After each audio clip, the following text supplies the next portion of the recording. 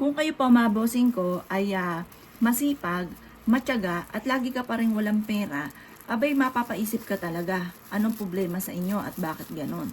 Ngayon po mga bossing ko, ako po may tuturo sa inyo. Mainam na subukan nyo po itong gawin ha. Proven po ito mga bossing. At kayo mismo ay maa-amaze sa dami ng mga blessing na darating. At hindi lang ito tungkol sa usapin ng pera. Tungkol din ito mga bossing ko sa usapin ng pantaboy ng mga kamalasan. Proven po ito mga bossing ko na napakaswerte. Ang gagawin nyo lamang mga bossing ko, bumili ka ng isang plastic na ganito. Parang 10 piso ata isang ganito mga bossing ko. Ngayon pa mga bossing ko, eto na po yan, yung siling labuyo. Ang pula ay nagtataboy ng malas. At yan po mga bossing ko, yung anghang po niyan, kaya napakaswerte na meron kang ganito, maging tunay na halaman sa inyo pong garden. Maswerte kasi mga bossing ko ang sili.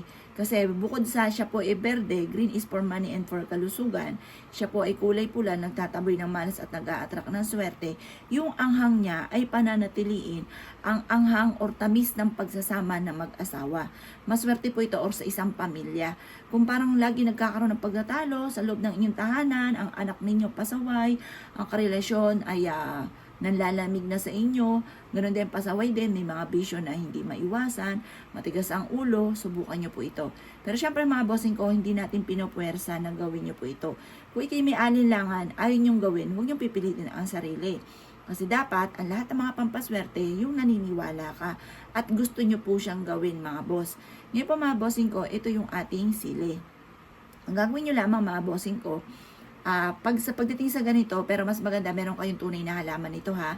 Ngayon po, kumuha kayo ng isang malinis na papel. Sa malinis na papel, mga bossing ko, ay isusulat nyo ang lahat ng gusto ninyo na maganap sa buhay ninyo. Yan, mga boss. Halimbawa po, yan, dito muna siya. Halimbawa, mga bossing ko, mag-wish ka muna. Sabihin nyo po muna dito ang inyong tunay na pangalan at ipilido. At pagkatapos, kung ano yung hinanain nyo sa buhay, sabihin nyo po dito,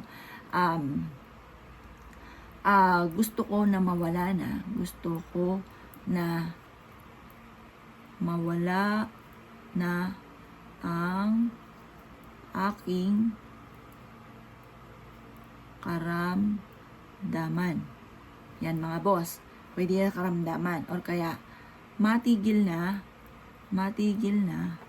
ang pagtatalo sa loob ng bahay namin. Or kaya, hindi na ako mauubusan ng pera. Ganyan po yung mga pag-wish ha. Pagkatapos ito mga bossing ko, o kaya, makakabayad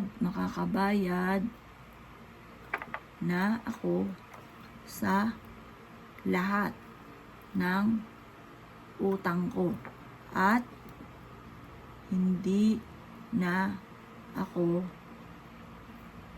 kailanman mangungutang.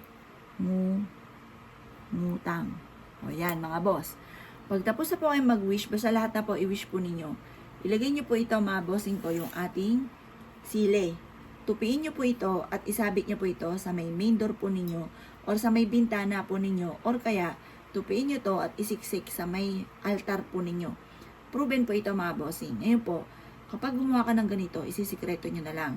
Kasi once may nakakaalam, nauudlot ang swerte. Once may nakakaalam, hindi nagkakatotoo kaagad ang inyong kahilingan. Bagamat na magkakatotoo po yan, pero matagal. Gusto natin agad-agad, lalo na kung may babayaran kang utang, wala kang pera, lagi may mga pagtatalo, nako, yan ang mga nakaka-stress na kaganapan. Ngayon, kung ikinaniwala at naisyo po itong gawin, subukan nyo na po ito at huwag ka na magpatumpik-tumpik pa. Proven po ito na napakaswerte. Kaya kung ikinaniwala, siya. Good luck po sa inyo po lahat!